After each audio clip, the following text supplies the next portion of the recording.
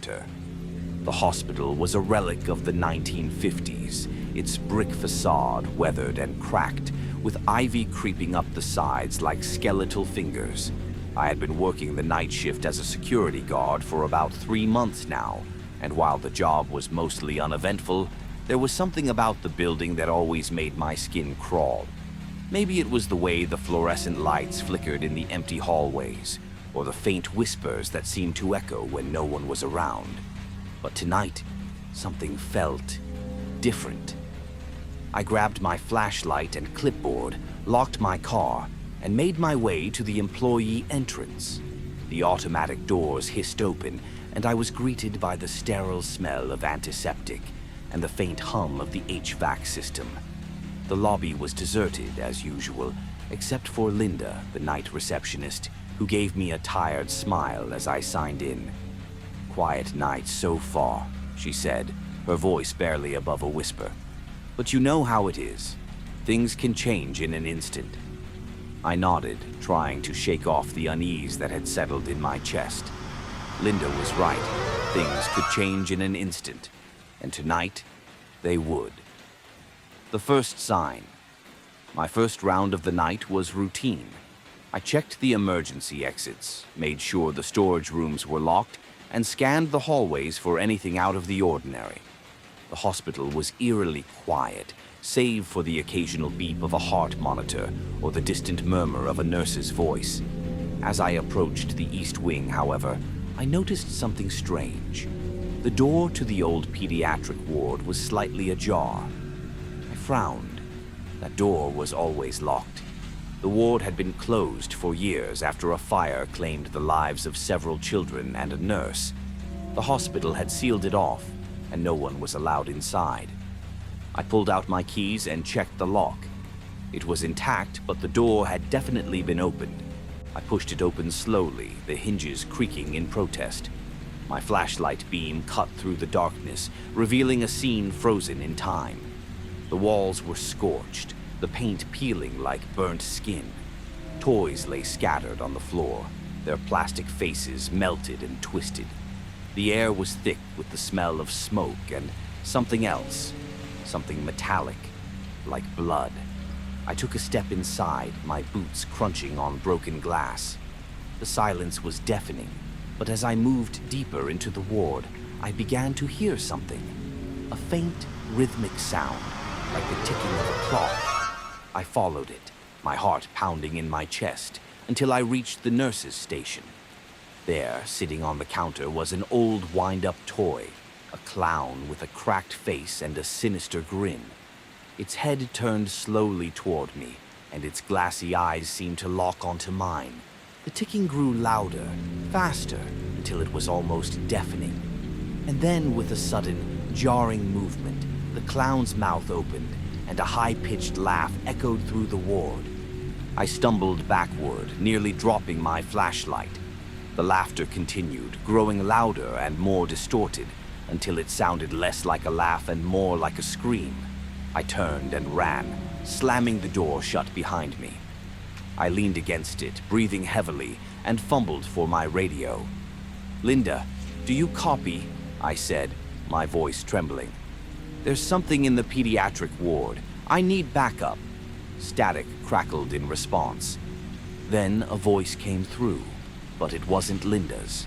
It was a child's voice, soft and sing-song. "Come play with us." The second sign.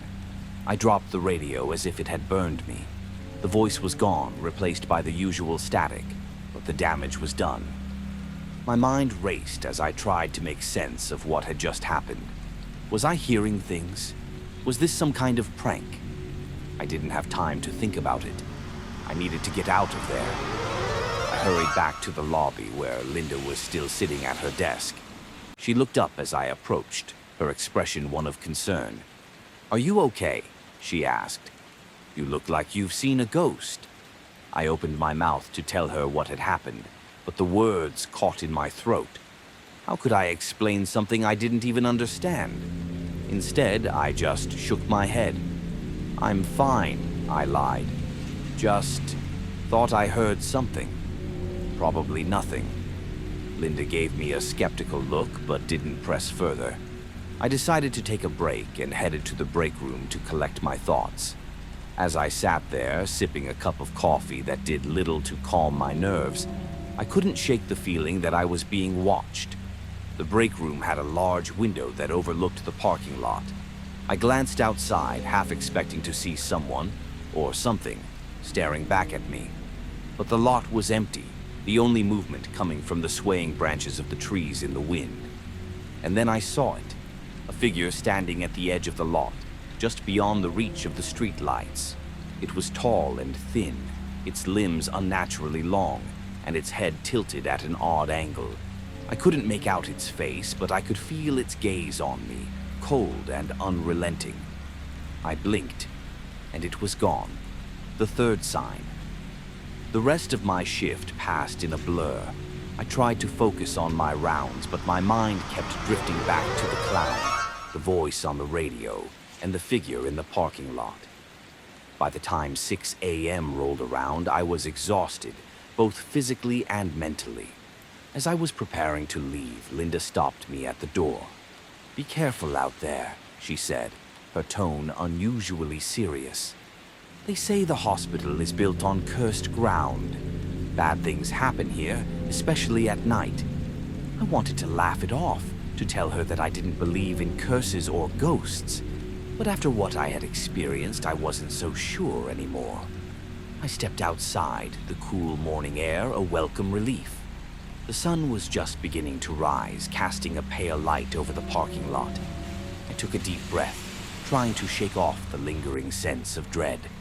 And then I saw it. Scratched into the hood of my car were 3 words, written in jagged, uneven letters. The fourth sign. I stared at the words, scratched into the hood of my car, my heart pounding in my chest. The letters were jagged, as if carved by something with sharp, uneven claws. My mind raced, trying to make sense of it. Was this some kind of sick joke? Had someone followed me out here? I glanced around the parking lot, but it was empty.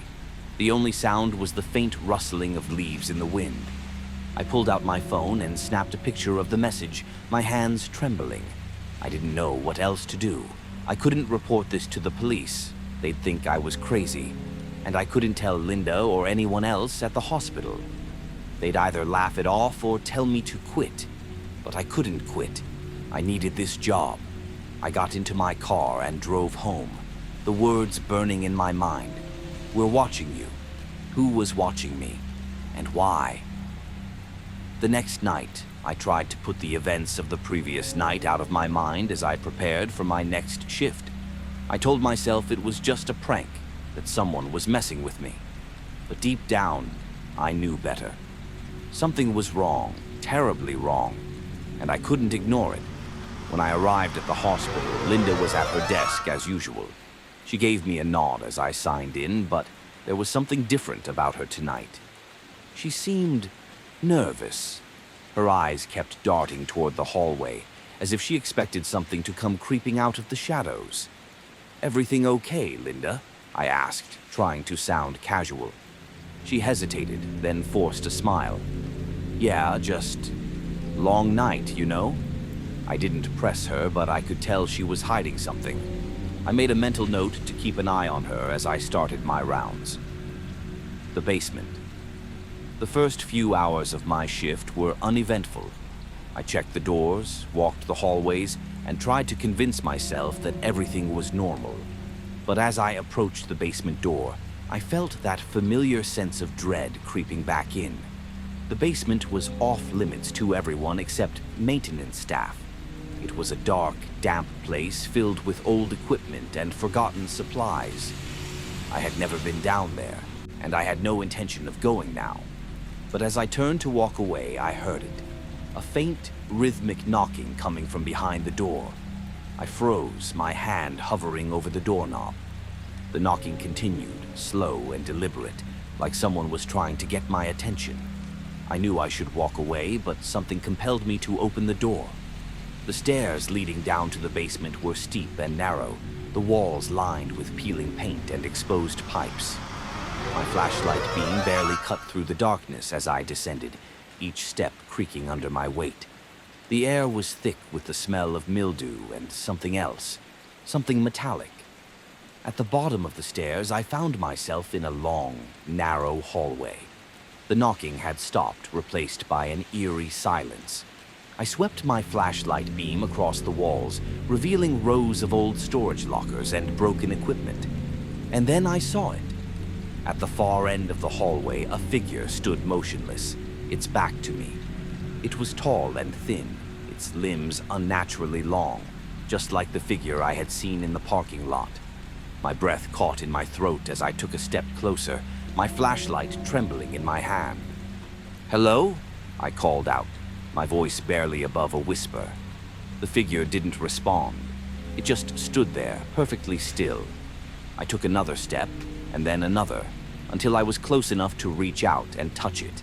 And then, with a sudden jerking movement, it turned to face me. I stumbled backward, my flashlight falling from my hand and rolling across the floor.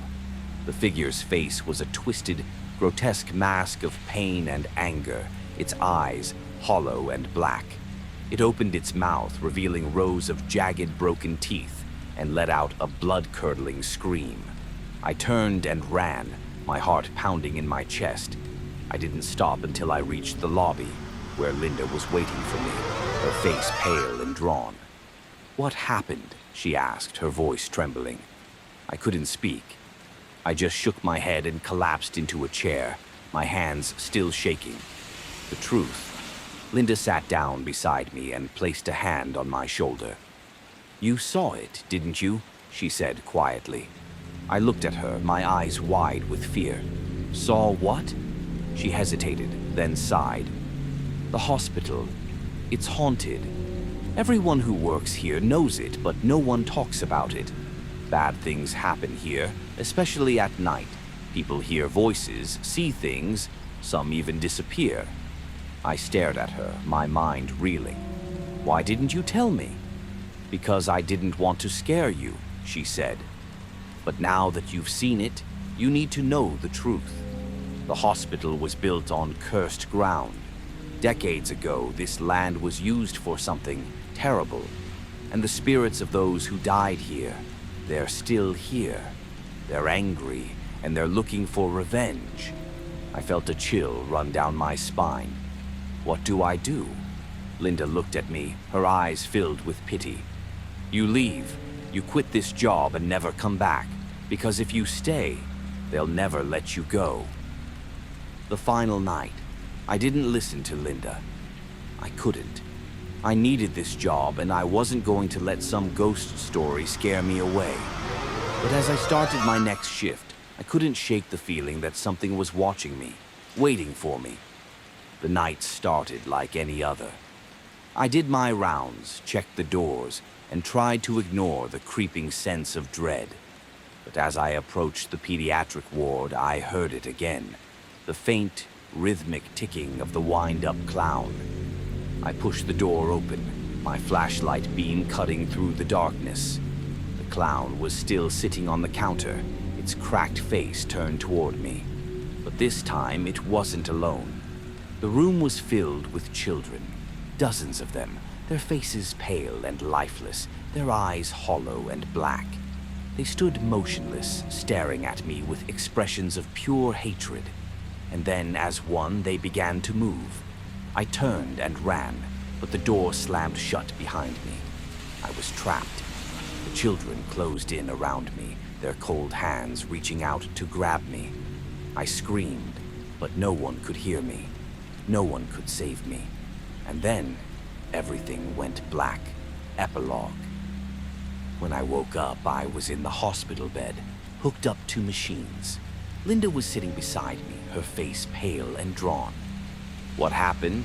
I asked, my voice barely above a whisper. Linda hesitated, then sighed. "We found you in the pediatric ward, unconscious. You've been out for 3 days." I felt a chill run down my spine. "The children. They were there. They tried to..." Linda cut me off, her voice firm. "There were no children. The ward has been empty for years. I wanted to argue, to tell her what I had seen, but I knew it was no use. No one would believe me. No one ever does. I quit my job that day and never went back. But sometimes, late at night, I still hear the ticking of the wind-up clown. And I know they're still watching me.